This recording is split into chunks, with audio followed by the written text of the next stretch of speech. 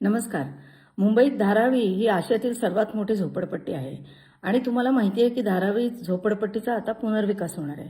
हा पुनर्विकास सध्या अतिशय वेगाने चाललाय. वेगाने का चाललाय? कारण हा पुनर्विकास आता अदानी समूह करतोय. मी असं का म्हणते? कारण ह्याआधी या धारावी झोपडपट्टीचा पुनर्विकास करण्यामध्ये अनेक अडथळे येत होते आणि त्याचा मुख्य अडथळा हा होता की ह्या झोपडपट्टीत 1 मजली, 2 मजली, 3 मजली, 4 मजली आणि काही ठिकाणी 5 मजली, 6 मजली अशी झोपडपट्टी आहे. अशा झोपड्या आहेत तिथे. आणि आपल्या नियमानुसार, झोपडपट्टी प्राधिकरणाच्या नियमानुसार आपण जी तळमजला जो झोपडपट्टीचा असतो त्या झोपडीलाच आपण अधिकृत धरतो. त्याच्यावर जो पहिला मजला असतो, दुसरा मजला असतो, तिसरा मजला असतो, चौथा मजला असतो, हे मजले अधिकृत धरले जात नाहीत. त्यामुळे जेव्हा पुनर्विकास होतो तेव्हा जी तळात जी झोपडपट्टी असते, म्हणजे मूळ झोपडी जी असते त्या झोपडीलाच पात्र धरलं जातं आणि त्या झोपडीत राहणाऱ्यालाच पर्यायी घर दिलं जातं.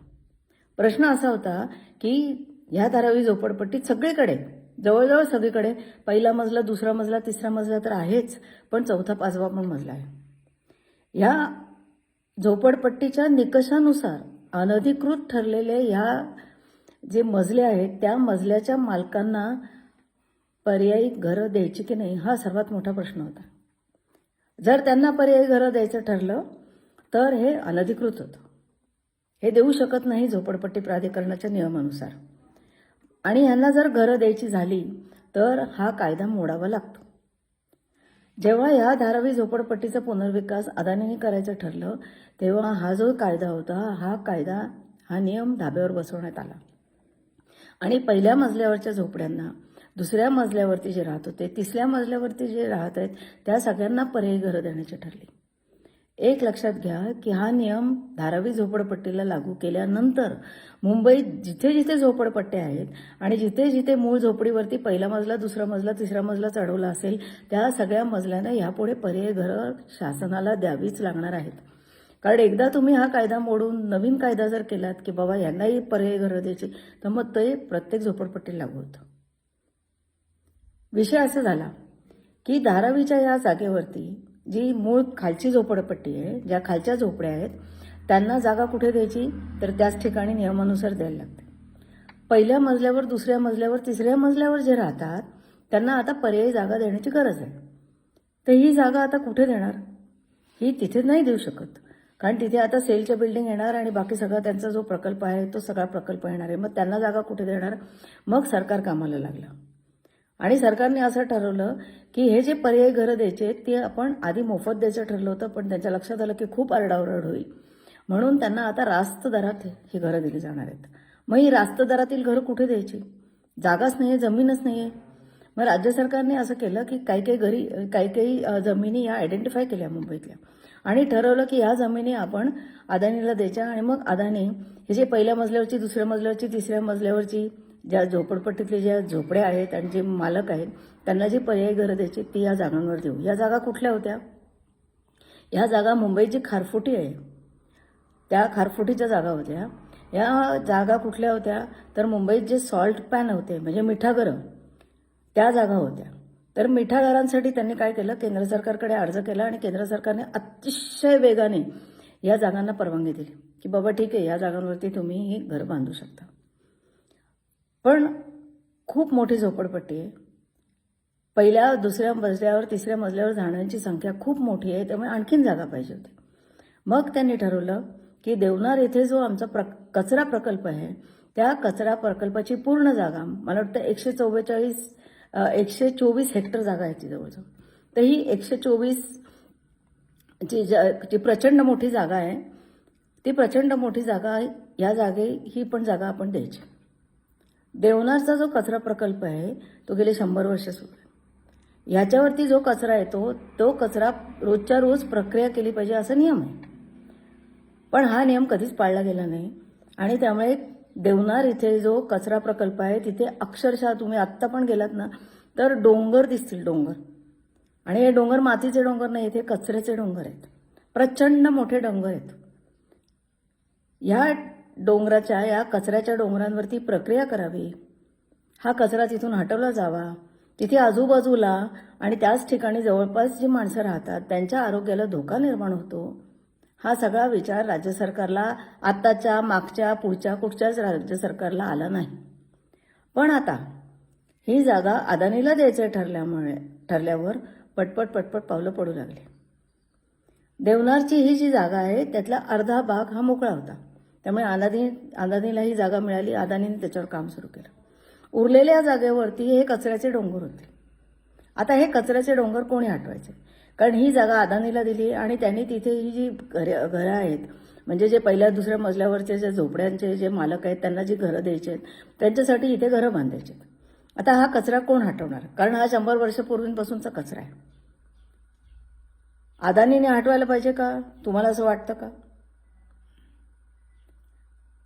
त्यांनी असं सांगितलं की हा जर कचरा हटवायचा असेल तर आपलं जे स्वच्छता अभियान आहे, स्वच्छ भारत मिशन, ह्या मिशनच्या नियमानुसार ही जी मुंबई महापालिका आहे त्या महापालिकेनेच हा कचरा हटवला पाहिजे आणि हा कचरा हटवून ही जागा पूर्ण रिकामी करून मगच ती अदानीला दिली पाहिजे. हा नियम आहे. अदानी समूहाने हा नियम दाखवला. म्हणजे आता महापालिकेवरती ही जबाबदारी आली की जे 100 वर्ष आजूबाजूच्या लोकांच्या आरोग्याचा अजिबात विचार न करता हे जे कचऱ्याचे डोंगर त्यांनी साठवले होते ते आता महापालिकेने हे कचऱ्याचे डोंगर साफ करायचे. गंमत बघा तुम्ही. मग हे साफ करण्यासाठी पालिकेने निविदा काढल्या. पालिकेने निविदा काढल्यावर त्याच्यात 3 निविदा झाल्या, 3 कंपन्या आल्या आणि त्या 3 कंपन्यांपैकी नवयुग ही जी कंपनी आहे त्या कंपनीला हे कंत्राट देण्यात आलं. जवळजवळ 2000 कोटीच्या वरचं हे कंत्राट आहे आणि आता ही नवयुग कंपनी ह्या कचरा हटवणार आहे. काय हरकत नाही, हेही काय हरकत नाही. म्हणजे नवयुग कंपनी कुठली आहे? नवयुग कंपनीचा अदानीशी संबंध आहे असे आरोप अनेक वेळा झालेले होते. ह्या नवयुग कंपनीवर 2018 साली रेड पडली. ह्या रेड पडल्यानंतर 2020 मध्ये ह्या कंपनीने इलेक्ट बॉन्ड्स जे असतात ते बॉन्ड्स विकत घेतले. कितीचे? 30 कोटीचे बॉन्ड्स विकत घेतले आणि हे 30 कोटीचे बॉन्ड्स हे भाजपाला देण्यात आले. म्हणजे भाजपा पक्षाला हे जे इलेक्टोरल बॉन्ड्स असतात ते 30 कोटीचे बॉन्ड्स नवयुग कंपनीने दिले. हे जाहीर गोष्ट आहे. त्याच्यानंतर या नवयुग कंपनीने विजयवाडा येथे एक रस्ता बांधला. हा रस्ता बांधताना त्यांनी अदानी समूहाशी टायअप केलं.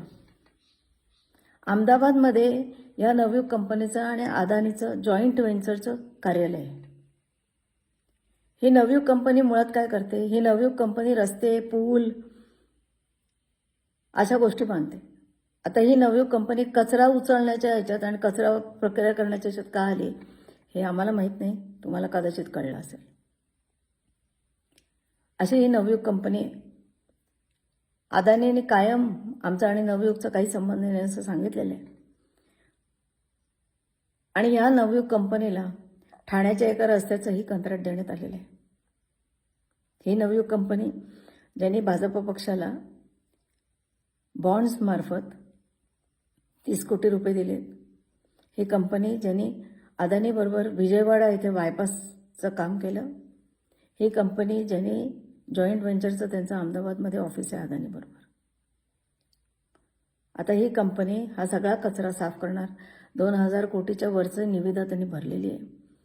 हा कचरा सगळा साफ करणार, ती जागा अदानी समूहाला देणार आणि या जागेवरती मग जी पर्यायी घरं बांधायची आहेत पहिल्या, दुसऱ्या, तिसऱ्या मजल्यावरच्या धारावीच्या झोपडपट्टीतल्या लोकांची, ती घरं इथे बांधली जाणार आहेत.